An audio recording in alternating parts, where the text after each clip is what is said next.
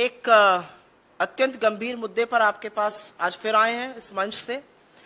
अडानी जी की काली करतूतों के बारे में हमने इस मंच से, कांग्रेस पार्टी ने, श्री राहुल गांधी ने, हमारे अध्यक्ष ने लगातार सच सामने लाने का काम किया है।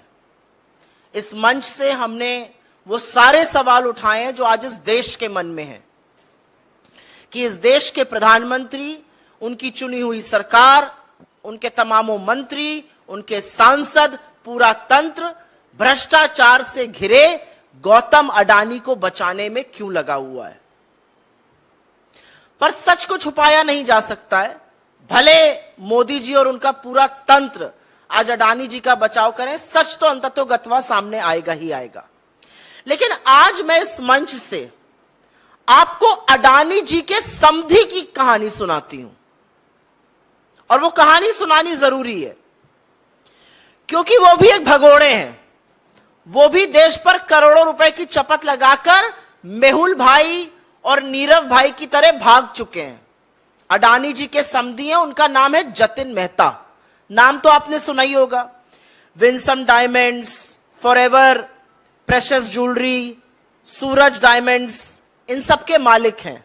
याद आना चाहिए आपको, ये वही कंपनियां हैं जिन्होंने पंजाब नेशनल बैंक और तमाम अन्य भारतीय सरकारी बैंकों पर चपत लगाई 7,000 करोड़ रुपए की। $1 बिलियन की चोरी कर कर यह आदमी हिंदुस्तान से भाग गया, दूसरी जगह का नागरिक बन गया, और सरकार ने आंखों पर पट्टी और मुंह में दही जमाकर कुछ भी नहीं किया इसके खिलाफ। यह जतिन मेहता अडानी जी के समधी की कहानी है। लेकिन हम ये कहानी इसलिए सुना रहे हैं क्योंकि जतिन मेहता के भागने में, उनके पैसे के गबन में, उनकी काली करतूतें पूरी तरह से अडानी स्कैम से जुड़ी हुई हैं।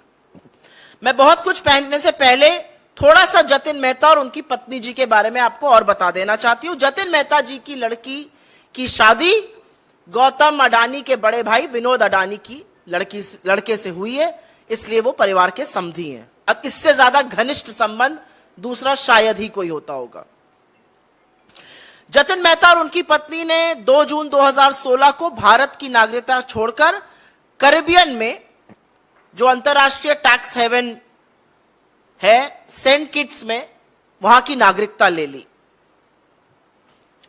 वहां से एक्स्ट्राडिशन की हमारे पास कोई ट्रीटी नहीं है। सरकार फिलहाल हाथ ही मल रही है। अगर आप सरकार के सर्वोच्च व्यक्ति से पूछ लीजिएगा कि क्या कार्रवाई हो रही है, तो नील बटा सन्नाटा। हमारी तरफ कहा जाता है नील बटा सन्नाटा, 0, शून्य कार्रवाई हो रही है जतिन मेहता के खिलाफ। असल में यूके के अंतरराष्ट्रीय बैंकों द्वारा जतिन मेहता पर केस चलाया जा रहा है, लेकिन उससे भारत में जो उन्होंने फ्रॉड किया है, जो $1 बिलियन करीब 7,000 करोड़ रुपए की चपत लगाकर जो वो भग गए, उससे भारत की कार्रवाई और भारत के किसी बैंक का कोई लेना देना नहीं है। तो नील बटा सन्नाटा कार्रवाई मोदी जी जतिन मेहता के खिलाफ कर रहे हैं। अब आपको समझाते हैं कि वो ऐसा क्यों कर रहे हैं। वो ऐसा इसलिए कर रहे हैं क्योंकि मेहुल भाई हो गए या नीरव मोदी हो गए या जतिन मेहता जैसे चोर और भगोड़ों के तार अडानी के काले कारनामे, अडानी की काली करतूतों से जुड़े हुए हैं। जतिन मेहता ने मेहुल भाई और नीरव मोदी की तरह वही स्वांग रचा, लेटर ऑफ क्रेडिट लिया बैंकों से, सोना इंपोर्ट किया और उसके बाद जेवर बनाकर एक्सपोर्ट किए। मजे की बात यह है कि जिन 13 कंपनियों को जतिन भाई ने दुबई में ये एक्सपोर्ट किया, वो जांच के बाद पता चल रहा है वो 13 कंपनियों का मालिकाना हक उन्हीं का था। वो एक्चुअल उन्हीं की कंपनियां थी, उनको उन्होंने एक्सपोर्ट किया और उसके बाद वो पैसा डुबा दिया गया। कह दिया गया पेमेंट नहीं हुआ, पैसा डूब गया। पैसा डूबा नहीं गया, पैसा डकार लिया गया। $1 बिलियन भारतीय बैंकों के, भारतीय करदाताओं के, भारत की सरजमी के $1 बिलियन, 7,000 करोड़ रुपए पूरी तरह से डकार लिए गए, ये स्वांग रच के कि हम एक्सपोर्ट कर रहे हैं। 13 कंपनियां उन्हीं की थी, उनको एक्सपोर्ट कर रहे थे। तो सबसे बड़ा मामला ये मनी स्विंडलिंग का बनता है। लेकिन ईडी भगवान जाने कहां है, समझ ही में नहीं आता किसकी तफ्तीश कर रही है। पता नहीं किस विपक्ष के पीछे पड़ी हुई है। अब आपको लेकिन सीधा तार और सीधी स्टोरी जो जतिन मेहता की अडानी के स्कैम से जुड़ी हुई है, बेनामी संपत्ति से जुड़ी हुई है, बेनामी पैसे से जुड़ी हुई है, जिस पर हम सवाल उठा रहे हैं, वो समझा देते हैं आपको। अभी मैंने 13 कंपनियों का जिक्र इसलिए किया क्योंकि जिससे पता चले कि उनके ऊपर किस किस तरह के मामले चल सकते हैं भारतीय सरकार के, वो कैसे चूना लगाकर भाग गए, यह समझाना जरूरी था। इसलिए मैंने अभी आपको पहले उनके काले कारनामों के बारे में बताया।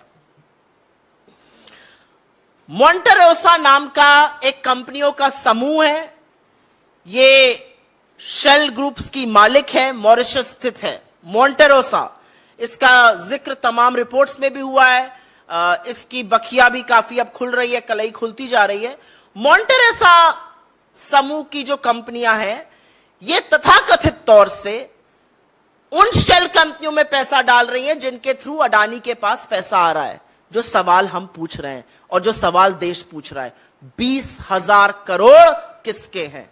यह 20,000 करोड़ बेनामी पैसा है जो शेल कंपनीज के माध्यम से अडानी समूह में आया है, और इन शेल कंपनीज का मालिकाना हक मोंटेरोसा समूह के पास है। जतिन मेहता और मोंटेरोसा के लिंक है आपस में, समधी साहब के और शेल कंपनीज के जो हेड है उनके आपस में लिंक्स हैं। मोंटेरोसा के सीईओ और चेयरमैन के साथ जतिन मेहता कई कंपनीज में डायरेक्टर रहे हैं। मोंटेरोसा के साथ चैंग ल्यूंग लिंग, जिनका हमने वो जो चीनी व्यक्ति था चैंग चुंग लिंग, जो चीनी कनेक्शन एक मोदी अडानी के साथ है, उस पर हमने जो बोला है, उनके साथ लिंक है। मोंटेरोसा और जतिन मेहता का सीधे सीधे संबंध है, और इस संबंध के चलते, क्योंकि हम सवाल बार बार उठा रहे हैं कि 20,000 करोड़ किसके हैं, ये जो पैसा चोरी किया गया हिंदुस्तान से, जो गबन कर लिया गया, जो डकार लिया गया, ये किसका पैसा है? ये लेकर भाग गए, इनको वापस क्यों नहीं लाया जा रहा है? इनके खिलाफ क्या कार्रवाई हो रही है? भारत के बैंकों का $1 बिलियन, उस टाइम के हिसाब से $1 बिलियन, अभी और ज्यादा 7,000 करोड़ रुपए लेकर जतिन मेहता भाग जाता है, समधी साहब भाग जाते हैं, और मोदी जी कुछ करते नहीं है। और अब पता चलता है कि जो शेल कंपनियां लगातार अडानी में पैसा डाल रही हैं, उनसे उनके संबंध हैं। तो भैया सवाल तो बनेगा ही कि 20,000 करोड़ किसके हैं? ये बहुत बड़ी गुत्थी है, ये जलेबी है, और उस जलेबी को बना कौन रहा है? अडानी और मोदी जी मिलकर। और मैं इसलिए कह रही हूं मिलकर ये जलेबी बनाई और पकाई जा रही है, क्योंकि अगर जलेबी नहीं है तो ये और क्या है? हम बड़ा आरोप लगा रहे हैं और हर बार सवाल का जवाब नहीं आता। मैं अपनी बात को कंक्लूड करूंगी कुछ ज्वलंत सवाल पूछकर। जतिन मेहता को कौन बचा रहा है? जतिन मेहता जो गौतम अडानी के परिवार के समधी हैं, वही गौतम अडानी जो मोदी जी के परम मित्र हैं, उनको कौन बचा रहा है? उनके खिलाफ कार्रवाई क्यों नहीं की जा रही है? और अब कुछ तथ्य सुन लीजिए जिससे आप भौचक्के रह जाएंगे। सीबीआई ने 5 अप्रैल 2017, 3 साल बाद एफआईआर दर्ज करी, जबकि बैंकों ने 2014 से कहना शुरू कर दिया था कि जतिन मेहता जो है उसके खिलाफ शिकायत करी थी। 3 साल बाद एफआईआर क्यों दर्ज होती है? कौन बचा रहा है? एफआईआर में देरी क्यों हुई? क्या कार्रवाई की जा रही है? जतिन मेहता ने यहां से नागरिकता छोड़ी, वो सेंट किट्स में बस गए, उनके खिलाफ क्या कार्रवाई की जा रही है? ये तीसरा सवाल है, और ये तीसरा अहम सवाल है, कहां है सीबीआई की कार्रवाई, कहां है ईडी की कार्रवाई? चौथा एक बड़ा सवाल और है, चाहे वो इकोनॉमिक ऑफेंसेस विंग हो, चाहे वो ईडी हो, चाहे वो एसएफआईओ हो, चाहे वो वित्त मंत्रालय हो, 3.5 साल तक इस घोटाले में कार्रवाई क्यों नहीं की गई?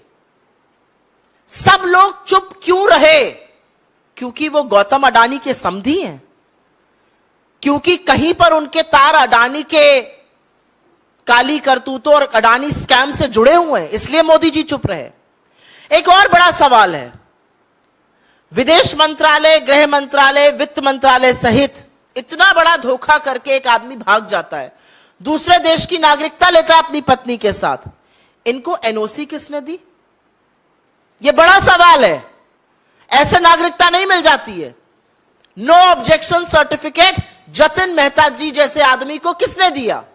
जतिन मेहता जो 7,000 करोड़ की चपत लगाकर, भारतीयों का पैसा लेकर, चूना लगाकर, गबन कर डकार कर भाग गया, और जिसका अडानी से लिंक है, अडानी के घोटाले से लिंक है, उसको एनओसी किसने दी दूसरी जगह की नागरिकता लेने के लिए? और ऐसी जगह की नागरिकता जहां से आप उसको वापस नहीं ला सकते। यह बड़ा सवाल है। किसने साइन किया उस फाइल पर? किसने एनओसी दी? और अंत में सवाल तो वही है, 20,000 करोड़ रुपए किसके हैं? मोदी जी इस पर चुप क्यों हैं? इस पर जेपीसी गठित करके दूध का दूध और पानी का पानी क्यों नहीं कर देते? और अब समझ में हमें यह पूरी तरह से आ रहा है कि चोरों का नाम लेते ही तिलमिलाते क्यों हैं साहब। नीरव मोदी का नाम ले लो, मेहुल चोकसी का नाम ले लो, मेहुल भाई का नाम ले लो, जतिन मेहता का नाम ले लो, बड़ा तिलमिला जाते हैं मोदी जी। और तिलमिला ही नहीं जाते हैं, बिल्कुल मौन धारण कर लेते हैं, सवालों का जवाब नहीं देते। सवाल पूछने वाले राहुल गांधी जी के खिलाफ एक षड्यंत्र रचते हैं और उनको डिस्क्वालीफाई कराते हैं।